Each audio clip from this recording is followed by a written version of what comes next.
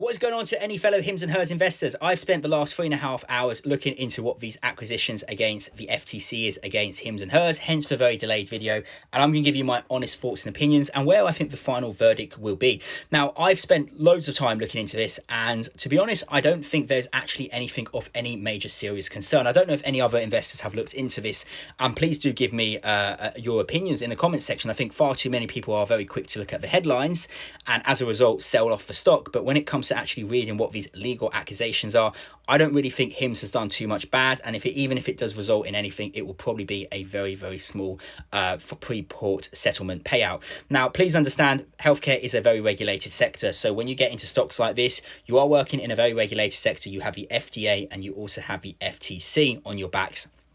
The FTC is the Federal Trading Commission. They are effectively the UK's version of trading standards. Their job is very simple. It's to regulate all businesses, and ensure that they are following fair, adhesive, transparent, clear trading practices. And in the case of HIMS, they have picked up on 3 things that they think HIMS could have potentially breached on, and there may be some sort of issue going on which they seek to address.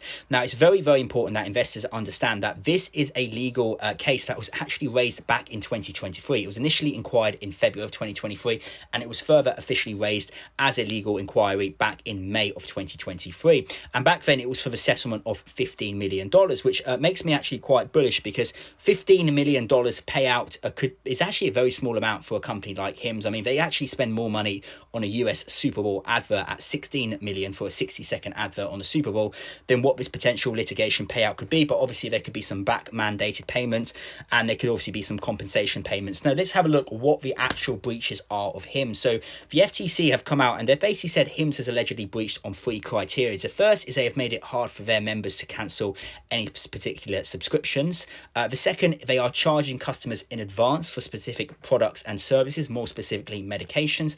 And number 3, that they are allegedly selling third-party data and tracking patients on third-party platforms. And I'm going to come out here and give you my honest opinions as almost as if I'm a jury. I know this is not a criminal proceeding. This is just sort of a civil matter, more specifically, that will obviously result in either a payment and some sort of maybe sanctions against the business, or it will just result in HIMS going to court, like they said they are going to do in their email, defending it, and the judge just looks at this and throws it out of the bin, just like we saw something very similar erupt when we saw the FDA inquiry into HIMS back in March, and that was dropped because there was not enough foundational ground for them to stand on. So with the case of HIMS, let's address criteria by criteria. So the first is to do with making it hard for subscribers to cancel their subscription. I don't really know what planet the FTC are on, because I use Spotify, I use Netflix, and let me tell you, they are very, very hard services and subscriptions to cancel. I have to spend a very long time. I actually sometimes have to even call support to cancel my subscriptions. And I went and downloaded NordVPN. I set my IP address as Ohio yesterday, just out of curiosity. And it was very, very easy to cancel a pre-mandated prescription that I hadn't even ordered yet. And when you did, on a few tabs, not all of them, just a very, very few in which I tried to cancel, it took me to, obviously, this is what the customer concern is, a quick survey where several questions were asked as to why you are cancelling. Now, the FTC are coming out allegedly saying that this is obstruction, making it harder for customers to cancel.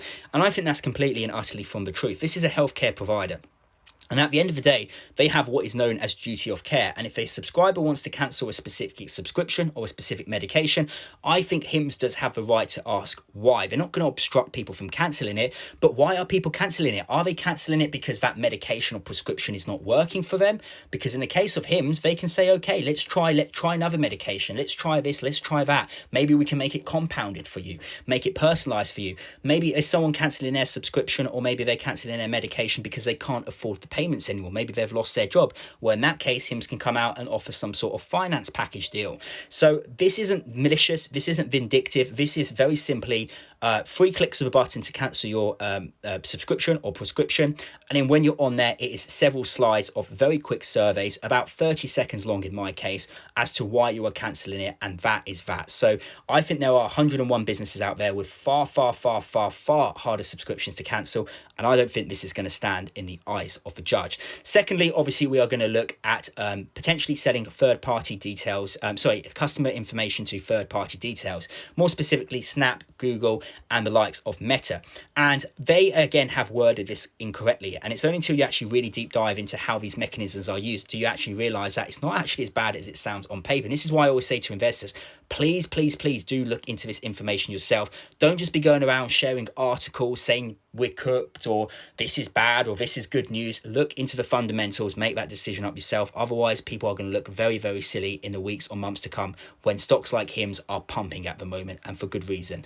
And the reason is allegedly HIMS are selling this data on. Now, this is not specific GDPR related data like Mrs. Janison from Ohio, who's got type 2 diabetes, high cholesterol levels and underlying health issues, is using this specific ad generated ad. No, it's to do with businesses going on ad generation. So HIMS is obviously paying Meta to be advertised on there, and HIMS wants to be able to use what's called Pixel, Google Pixel, to actually track to see how much traction customers are clicking on their affiliated market links. I'm a business owner myself, and I use ad generations all the time, and it's a very normal practice that business owners want to have a transparency to see how many customers are actually clicking on these affiliated links so we know, are we actually making our money back, or are we just throwing money down the drain on these advertisements and no one is clicking on these affiliated links? We want to know, are people clicking on, what are they looking at, and more specifically, are they buying? Because we want to know if this is a good return on investment for us to be even investing in this.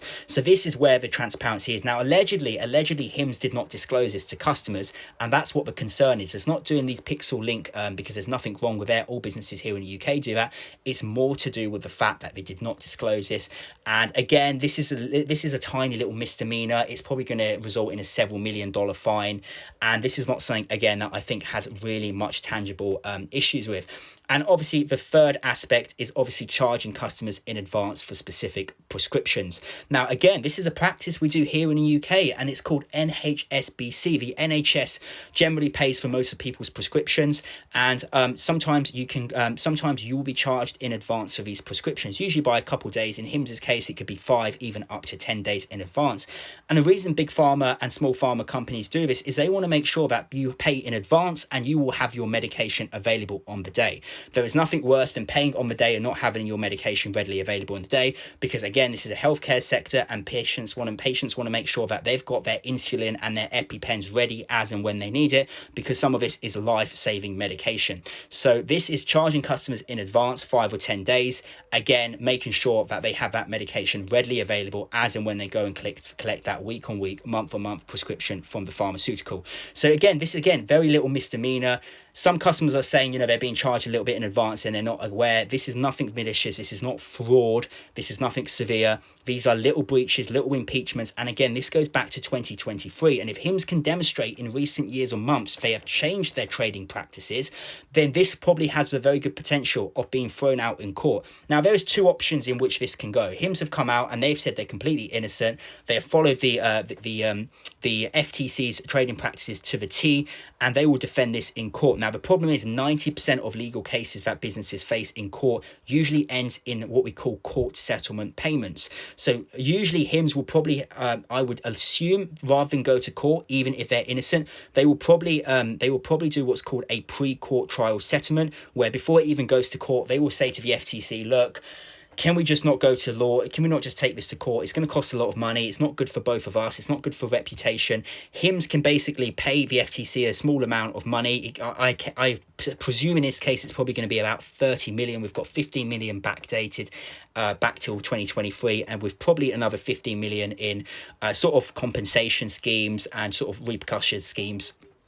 And 30 million in my case is what I would assume HIMS would probably pay, maybe 40 million worst case, but that is very small for a business that's generating multi-billions of dollars a year.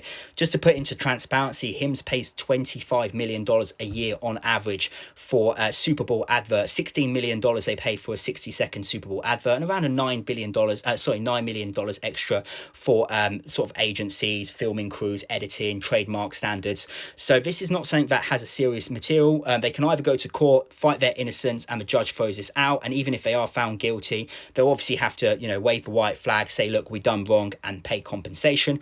or more specifically, what the FTC has done 95% of the time is they will just file for a pre-court settlement. Hims will pay several million, maybe several dozens of millions of dollars, and this gets thrown out of a window and Hims can still walk away completely not guilty. In my opinion, there is no actual substance to this. I think investors have seen an opportunity to sell off the stock. So thank you to anyone who's been selling, because I've been buying your shares. Bye-bye.